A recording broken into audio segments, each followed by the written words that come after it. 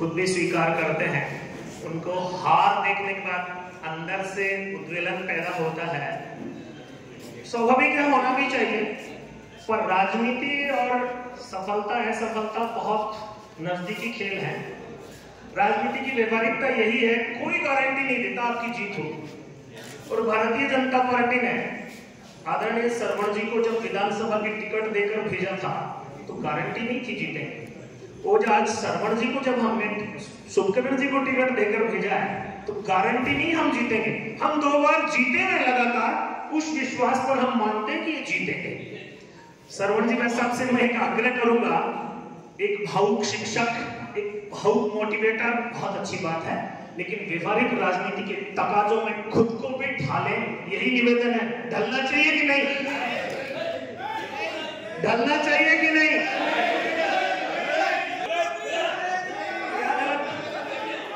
क्या गलत? रुकिए, क्या गलत? तो आप ये गलत बात क्यों कर रहे हो? आप क्या कर रहे हो?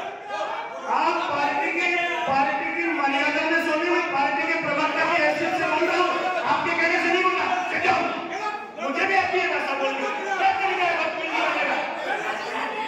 क्या करेगा आपसे बात करने? देखिए, पार्टी के प्रवक्ताओं को लेकर आपसे में कार्यकर्ताओं की भिड़ंत है। देखिए यहाँ पे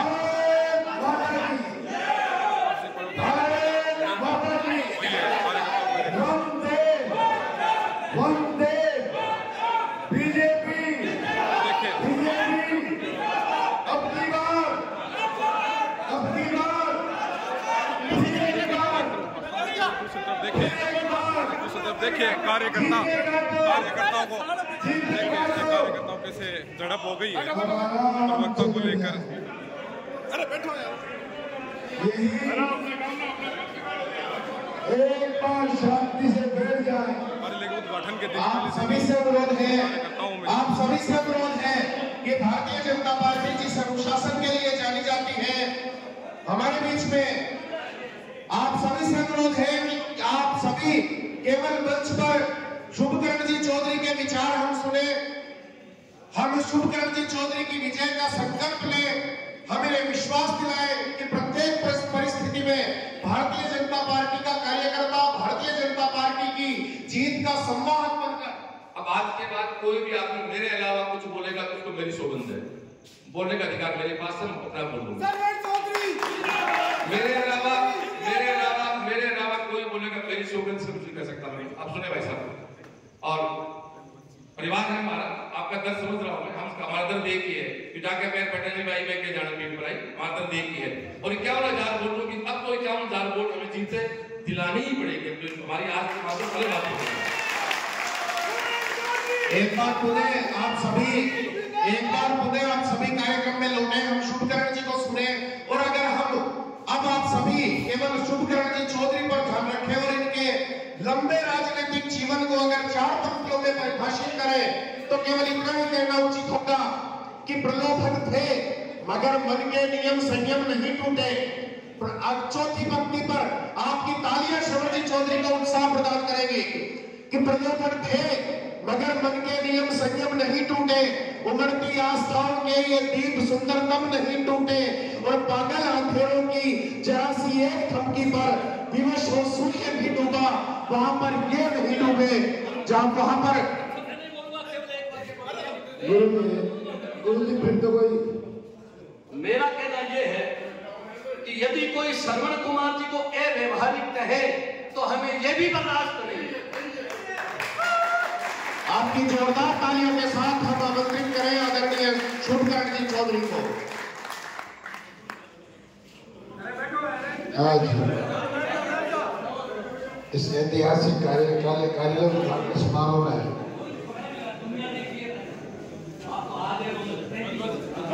मंच पर भारतीय जनता पार्टी के प्रत्याशी, और प्रत्याशी मात्र तब तक कहे जाते जब हमारी पार्टी की यहाँ सरकार नहीं होती। मैं उनको विधायक इसलिए कह रहा हूं कि विधायक क्यों बनता है, पहले आपके सामने स्पष्ट करो। आपका विकास करें, सरकारी कर्मियों का कहीं तबादला करवाए, उनकी घर वापसी करे, आपकी सड़कों का निर्माण करे, आपके कहीं अनैतिक तरीके से मुफ्त में लगे हों उनमें आपकी पैरवी करे, इन्हीं कामों के लिए बनता होगा ना। मैं आपको कह के जा रहा हूं, आने वाले 5 साल में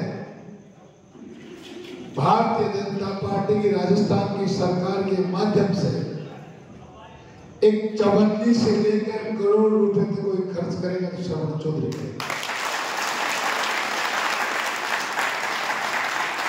प्रशासन चुस्त और दुरुस्त जो भी रखना है वो श्रवण चौधरी रखेगा, क्योंकि मैं इसलिए कह सकता हूं कि इस हाल में मैं भी उनका साथी हूं।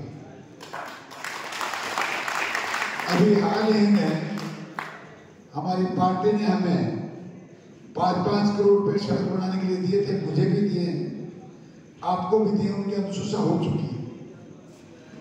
आगे आने वाले 5 साल के लिए मैं भी इनसे मांग के आया हूं, मैं भी इनके भरोसे आकर के आया हूँ। अब की बार श्रवण जी मुझे 5 करोड़ मिलेंगे 8 लोकसभा विधानसभाओं के लिए, जीतूंगा तो। आपका जोश कह रहा है, आप जोश कह रहा है आप जीतेंगे, आपका जोश कह रहा है, आपका भरोसा कर आप जीतेंगे। श्री गणेश भी प्रचार का फतेहपुर से हुआ है और अच्छा श्री गणेश हुआ है, पर मुझे 5 करोड़ 8 विधानसभाओं के लिए मिलेंगे। और श्रवण जी इस आर्थिक मामले में मेरे से इतने बड़े हैं कि इनको अकेले विधानसभा के लिए 5 करोड़ मिलेंगे। इसलिए मैंने दिन में थोड़ा सा पुरस्कार छोटे भाई को थोड़ा सा प्रेम से पहला पुरस्कार, मैं आपके भरोसे आ कर रहा हूँ। 2-3 किलोमीटर आप देना, 2-3 किलोमीटर मैं दूंगा, इस गांव का काम हो जाएगा। 3 करोड़ रुपए हमें सरकारी इमारतों की मरम्मत करने के लिए, स्कूलों में कमरे बनाने के लिए, अस्पतालों में सब सेंटर बनाने के लिए मिले हैं, वो भी अनुशंसा हो चुकी है, हम पैसे बांट चुके हैं। जितने समय में संभव था और जो पार्टी ने हमें अलाउ किया, वो हमारे लोग जो बाहर थे उनकी तबादले भी हो चुके हैं, किसी ने डिस्टर्ब तो नहीं किया। आप ही के कहने से हुआ तो फिर बताइए किस बात की हाल है। विधानसभा में आपकी आवाज नहीं बन सके क्योंकि अच्छे वक्ता थे, वो तो मैं भी नहीं बना। ये कार्यकर्ताओं की पार्टी है। 2004 में आपका प्रत्याशी कोई और था, 19 को कोई और था, 24 को कोई और है। अगर मैं काम नहीं करूंगा या आपके मंसूबे खराब नहीं उतरूंगा तो लिख लो 2029 में कोई और ही होगा। ये वो पार्टी है जो अनुशासित रहते हुए, विचारधाराओं के बंधन में बंधते हुए और देश की अस्मिता के साथ लगातार मान सम्मान का जिम्मा लेते हुए काम करता है। उस कार्यकर्ता को सीकर के अंदर 3 बार रिपीट भी करते हैं। आज का मंजर जो मैंने देखा है, विधायक महोदय की कार्यशैली जो मैंने देखी है, किसी को बुरा लगता है तो लगे, किसी को अच्छा लगता है तो लगे, उसे देखकर मैं कह सकता हूं कि जिस घोड़े पर आपने दांव लगाया है वो बहुत लंबी रेस का है। 4 महीने में 50,000 लोगों के नाम जानना, गांव के रास्ते जानना, आत्मीयता से लोगों के साथ व्यवहार करना, एक सही नेता की जो पहचान होती है वो आपके नेता में बखूबी है। देखिए, थोड़ा सा उनको इंतजार करना चाहिए। श्रवण जी मात्र 400 से आ रहा हूं, राजस्थान का सबसे निर्भागी आदमी हूं 200 में, ये सबसे कम वोटों से हारा। पीड़ा बहुत ज्यादा थी। आप तो 4 महीने पहले आए थे, मैं 5 साल से लगातार एक कार्यकर्ता के कदमों में बैठकर काम कर रहा था, उनकी लड़ाइयां लड़ रहा था। लेकिन ये किस्मत भी कोई चीज होती है। एक विद्वान ने लिखा, luck is work there is no full stop. पर किस्मत सारी हम सनातनी लोग हैं, हम ग्रहों को मानते हैं, हम खगोल को मानते हैं, हम भूगोल को मानते हैं, उस दिन स्टार काम नहीं कर रहे थे, आज कर रहे हैं, इसलिए आपके भाई के रूप, बड़े भाई के रूप में भी काम करूंगा और एक सांसद के रूप में भी काम करूंगा। पर ये बीजेपी है,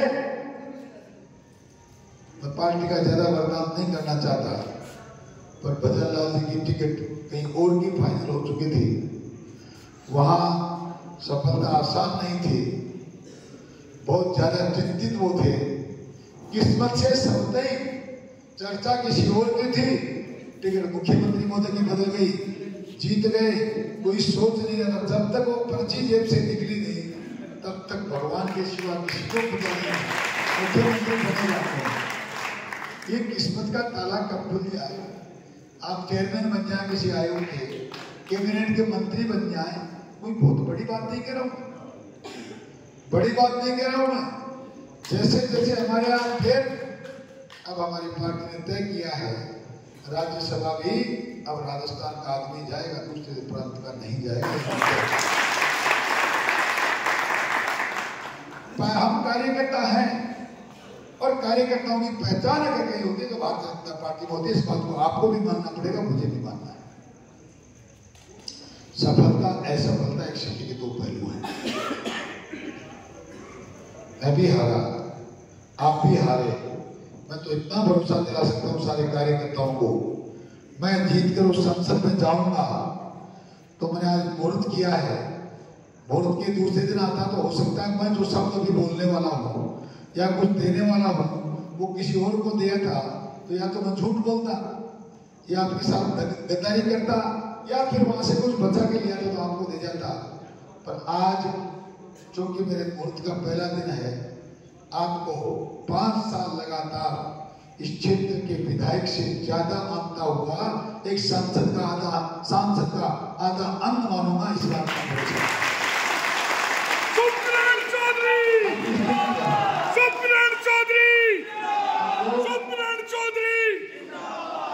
हमने आज दिन में बात की, मैंने इनसे चर्चा की।